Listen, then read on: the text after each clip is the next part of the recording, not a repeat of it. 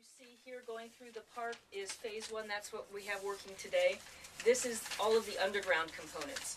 The blue going all the way down to the eventual Warm Springs Station is the second component. We hope to award that contract April or May of next year. That is all the surface components, including stations. So that's line, track, station, and systems.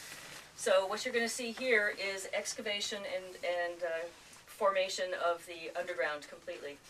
As you can see, we're going through the park. This was part of the reason why this extension was delayed for so long. In its original incarnation, this was going to be an aerial configuration through the park, and the people of Fremont were very unhappy with that. It took quite a while for us to work out how we were going to and pay for an underground configuration through here. It took from 1992, when this was originally proposed, until last August when we broke ground to make that work. So this has been a long time coming. So part of the exchange here was that there had been an interim station at Irvington. The Irvington station is now the responsibility of the city of Fremont. If they can come up with the money to pay for it, we'll build it for them. But that's kind of part of the trade-off here for going underground through the park. So with all of that said, we are here obviously in construction. We're pouring concrete today. The concrete work is up in this area. We're excavating down in this area. This particular part of the park, of Lake Elizabeth, is the area where we had to build a coffer dam across and then dewater back here. And being that this is also a recreational facility, we've had to make sure that there was a continuation path across the top of that coffer dam so that recreational users can continue to walk around the park. So it's an extremely busy area where you have construction and recreational users coming in very close contact.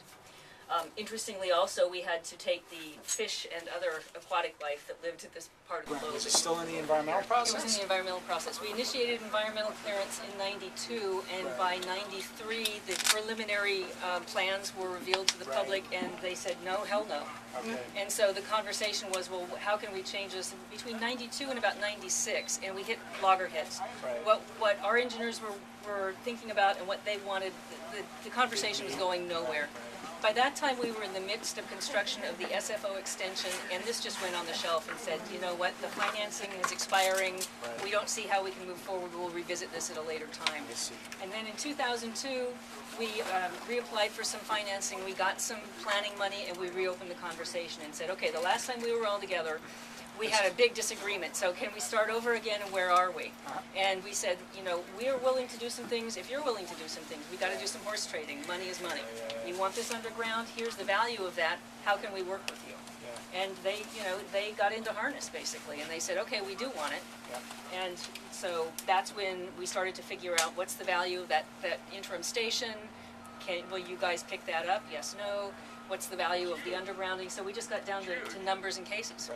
And so between 2002 and 2005, we revised the entire plan, we did our agreements, we wrote a comprehensive agreement with the city, inked the deal, and on we went. All right, so there was a real gap between sort of the first look and, yes, like you said, it not only you came to an impasse with the community, but then also BART was like, look, we've got to concentrate on something else right now. And the money for the project was expiring, and so there was no funding to keep that conversation going. I see.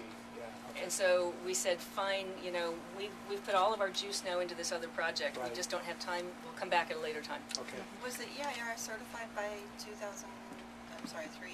No, it was certified in 2005 after all of these horse trading So it bits of business. stopped. The whole thing It stopped. sure did. Okay. The preliminary planning went on the shelf as a basis for reopening the conversation, but that's all it was. It was just money spent, plans on the shelf. So there was relief in the area that they could. Yes. There's no certified EIR. Absolutely, there was. And then once we came back to the discussion, it was, you know, with a real understanding. We know what you're thinking, and you know what we're thinking, and if we're going to meet in the middle, we got to go back to our corners and come back with things to trade. Exactly. Was the city able to get federal funding to make up some of that difference? No, they turned to their redevelopment agency, and they did a lot of working with different state agencies. They haven't got all the money yet, but they're coming close. They have, in the last year and a half, really, really worked hard. And, you know, I thought a year ago I wasn't sure they were going to come up with it. I think they are now. And so what other agencies besides redevelopment do you? Well, it went through the redevelopment agency, but they've worked through the MTC principally, and worked with them to help identify pots of money that they could pursue. And so that's what they've done, and hats off to them. They're close. And So- they're very optimistic. Yeah. They say more than we're willing to say. Yeah, they really do. So, we're feeling good about it. We want that station too. So, if they come up with a paycheck, boy, we're delighted to build it.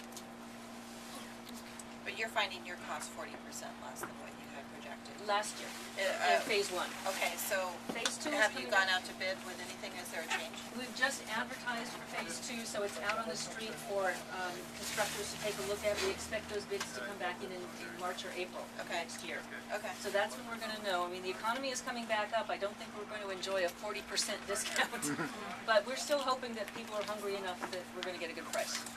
So we'll see where we go in April. And once we open the packages and we award, then we'll know what the overall under-over is and what we've got to work with. And We've got the All-American materials Buy contract. America, Buy you bet. Absolutely. And, Buy America is flexible when there are certain things that are only produced elsewhere. Sure. There was one particular piece of equipment here, there's only one group that produce it, it's in Italy. Nobody else, there is no producer in America, so they got to come in, but And it's that's that sort of happening thing. more and